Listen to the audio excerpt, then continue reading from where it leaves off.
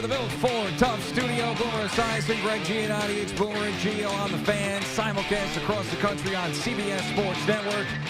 And wherever you are in the free Odyssey app, good Thursday morning. An interesting day around here yesterday after we got off the air. Some things I really didn't expect to see. First off, the practice window for Aaron Rodgers open. 21 days to decide if he's going to come off of IR and play this season after rupturing his Achilles. He was actually out there with the helmet on in the practice facility, throwing some footballs around yesterday. So that was his goal, to be practicing before his birthday or on his birthday, which is December 2nd. And he's done that. So hopefully he's satisfied that thirst or scratch that itch, and it ends there, that he was able to pull this part of it off, and him actually playing is still not a thing because I still think he's going to hurt himself more. And the Mets offseason, Luis Severino joining the team.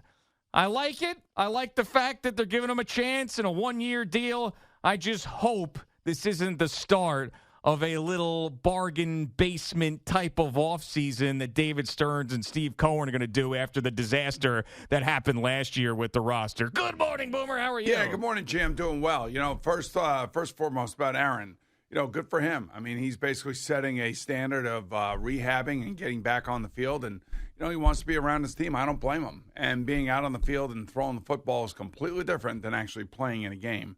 So he's got a long way to go still, and the fact that he's out there and he's doing what he wants to do, I think that's an important aspect for him mentally, but it's also probably good for the team to see him out there. Whether or not, you know, this is going to lead to any sort of gameplay this year, especially with where the Jets are. Right now, I think the Jets have a less than 1% chance of making the playoffs. Yeah. So there really is no reason for him to be out there at all on a game field, especially against a team like, say, Cleveland, which would be on a Thursday night, or a Wednesday or a Sunday and then a Thursday. I mean, it's just, you know, it's impossible to do any of this stuff. But the fact that he's out there and he's doing what he's doing, I mean, it leads into the offseason, and at least he can say, you know, he didn't shut it down completely. Like, Kirk Cousins is at a point where he has to shut it down completely. The next time he will be on the field will probably be late in OTAs. At least Aaron is out there now. He's throwing the ball. He's kind of being around his football teammates and everything else. So I'm fine with it, but you know, I will never expect him to play, nor do I expect him to play. Yeah, and I think that he is probably thinking when he gets out on the practice field and does some of the stuff that he's doing, okay, this is fine to do this, but he's played so many years. He knows what it takes to have to escape some of these great defensive ends and edge rushers and everybody that's in his face all the time. I would hope that when Rob Saleh says yesterday that Aaron isn't going to put himself in a position to re-injure himself or do harm to himself, that he's telling the truth, because that has been my main concern from the beginning with this, is that Aaron Rodgers is more concerned with proving everybody wrong and coming back this year. That's more important to him than being healthy going into next year. I think he wants to be known as the guy that did this when no one else did. And even if he goes out there and takes one snap and completes a pass, a wide receiver screen, and then runs off the field, he can say that he did it. I mean, that's what I think he wants to do. So this is why when he's out there practicing, hopefully that fulfills whatever is in him that needed to prove everybody wrong. Because doing this already is proving everybody wrong. Nobody thought we'd be sitting here. It's November 30th. Nobody thought we'd be sitting here watching Aaron Rodgers throw a football around on a practice field after tearing his Achilles on September 11th. So you did it. You got back out on the practice field. You don't need to put yourself out there in an NFL game and risk having another disaster for the Jets next season. Because, I mean, I feel like he knows the history around here. I feel like he understands it since he's become a Jet, and he certainly lived through it this season. Next year, it's got to be the perfect year for him in this organization, and anything you do this year with this team now essentially out of it that could hurt next year is a problem. You can't do it. So I do agree that it is admirable And it is great for him to be able to get out there and practice, but it's got to stop there. It just has to. You're right. And so 21 days. So he will not play against Atlanta. He will not play against Houston, and he's not going to be playing at Miami. All right. And then the 21 days will be up, and then they'll have to make a decision with Washington, Cleveland, and New England. All of those games, and 2 of those games, three out of the last 4 games actually are away. So, I don't know what to tell you. So it is, let me see. So he started yesterday, right? Mm-hmm. So yesterday was the 29th. So that means he's got until when? December, I would say 24th, Christmas? Yeah, Christmas that's what it is. Would be the first game. Right, yeah, against the Commanders, which apparently... If they activate him on the roster. That's right, yes. So let's just say, for conversation's sake, they beat the Falcons 5-7. They beat the Texans 6-7. They lose to Miami 6-8 with 3 games to go, where they could end up, if they win all 3, 9-8. Does that get them into the postseason? Does Aaron Rodgers at 6-8 say, I feel like I can play, the doctors cleared me, and let's win these last 3 games and get us into the playoffs? Is that a possibility? Now, I'll say this again. Right. I don't think he should do it. Right. I don't want him to do it.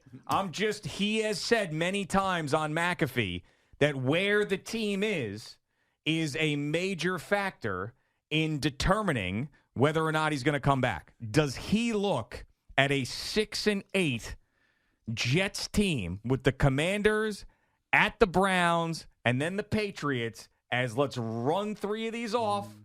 Let's win these last 3. Let's get a winning season, get into the playoffs. Anything can happen. Well, I do know this. As we sit right here, the New York Jets are 15 out of 16 teams in the AFC. It would be one of the most, well, I think the Broncos are in the midst of one of the most remarkable comebacks in NFL history that I can remember. You remember around week 4, week 5, we're always talking about the teams that are 1-3, 2-4, that kind of thing, and what team can come out of that abyss and maybe make a run to the playoffs.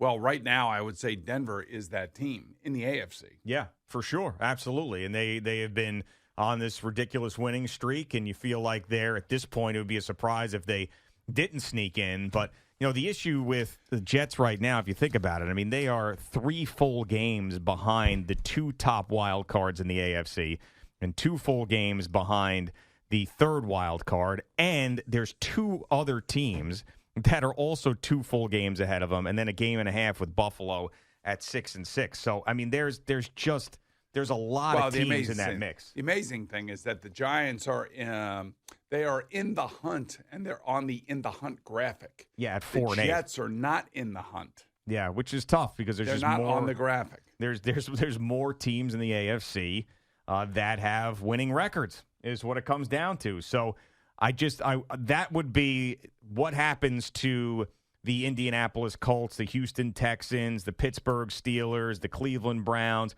What happens to the Buffalo Bills? What happens with those teams over the next 3 weeks?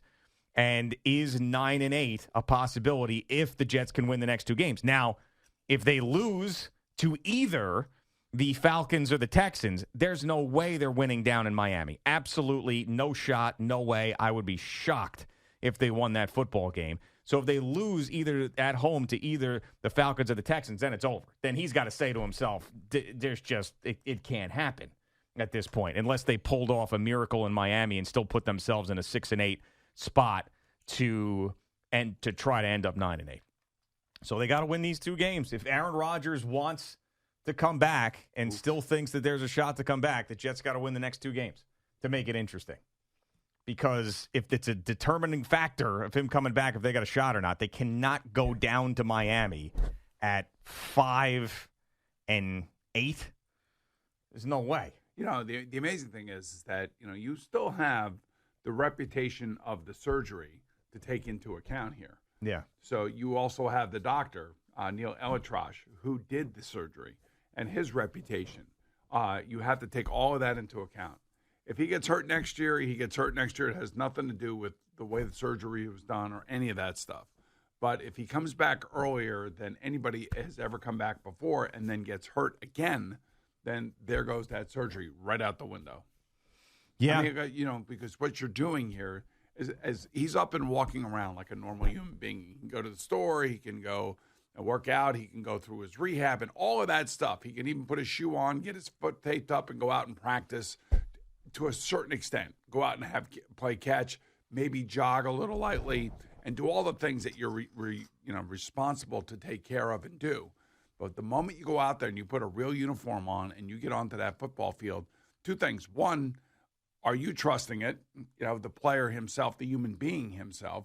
And number two, if you do re-injure it again, then now the whole surgery and all of this stuff that has gone into it is going to be questioned.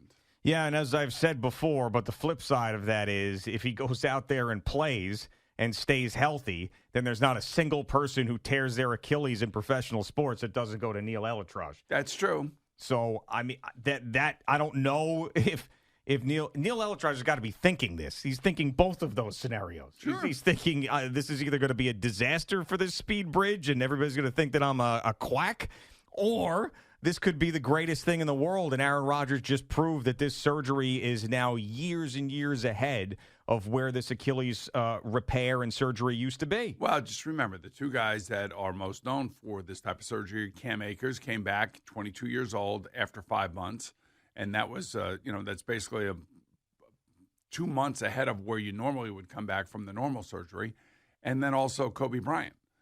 But Kobe Bryant wasn't the same after he came back from that. Right. Now, he doesn't have to, Aaron Rodgers doesn't have to run and jump. I mean, he may have to jump a little bit, but he doesn't have to do what Kobe was asked to do. And when you have an Achilles like that, the amazing thing is that Kevin Durant sat out all that time, and now he's back to normal. He is. Right. He sat out all the time that was required. Now, he was younger than Kobe Bryant by at least a few years. And he did not have the speed bridge. He had it done here at HSS. Right. So the old normal way of doing things. And it ended up working out really well for him. Yes. And he has not injured himself since, and he's playing at a high level. So I wonder, too, if Aaron Rodgers, when he's – so this is one of the things that people talk about with the plant foot, not the plant foot that you could obviously speak to. People say, well, it's not his plant foot, so that's got to help him out. But look at the play that he got injured on. It had nothing to do with the plant foot. There was some guy who was chasing him down, pulled him down awkwardly, and that's how it popped. So I can't look at plant foot, not plant foot, and unless he's never going to get hit, never going to get sacked, and he just gets the ball out so quick that it doesn't matter. But at some point in an NFL game, he's going to have to move around, and he's going to have to run, and he's going to get hit. Well, and the reason he got hit was because he didn't throw the ball. Right. He when he held needed on to to. it. Yeah. Right. I know. He's trying to do one of those extended no-look pass plays, I guess. Yeah, which is really just drop back, throw it, and get rid of it. Let somebody else have it, and let it be their problem. Yeah, I mean, imagine if he had just thrown that ball completely healthy, we'd be in a different situation. He probably would have had a 20-yard gain. Do you think he knows that and just never admits it, Rodgers? Like when he looks back at the film has and looks at anybody that play? even asked him? Nobody's asked him. I mean, why didn't you throw it on that play? Oh, man. That would be a great question to him. I mean, I don't know. Is he going to meet with the media now that he's practicing? That would be great. Hey, He Aaron. doesn't have to meet with the media. He just meets with Pat McAfee. Well, I know. But now that he's back. I know it's a paid spot, but. Yeah, but he does. I think he opens up with Pat. He definitely does. But it is a different situation when you got the assembled media there, and they're all jet-based guys. As we noticed, the Pat McAfee questions sometimes more nationally thought out than jet-based. Right. And when the jet reporters sink their teeth in to you, it's a different situation. Yeah. I would like to see him grilled by those guys. Yeah. I mean, like someone has the tablet in front of them and be like, why didn't you throw it right then? Exactly. I mean, you got to do it in a way like, oh, listen, I'm a football novice. I don't know what I'm talking about. So I just want, but I got this picture right here. It looks like if you just got rid of the ball here, is he open? Is he not open? Because you didn't throw it, then you tore your Achilles. Walk me through that. Talk about it. I mean, but that's the problem with players who don't play a lot. And when they get out there, they don't see it the way that, guys who are really good at what they do, and like Aaron's great at what he does, can see things and can anticipate things and expect things to happen on the field. There's no way that Tim Boyle, Tommy DeVito, or any of these guys for that matter, Joshua Dobbs, even though he's played a lot, even he is struggling with trying to figure out who's going where and what he can trust when he's looking at it. Like when you are at the top of your game, like Aaron had been for all those years, it's easy to understand that why they are great. They are great because they can anticipate. The guys that are replacing them and are making no money, that are just going out there trying to get a play off and read a defense and hand the ball off and maybe check out of a play here or there and use the snap count.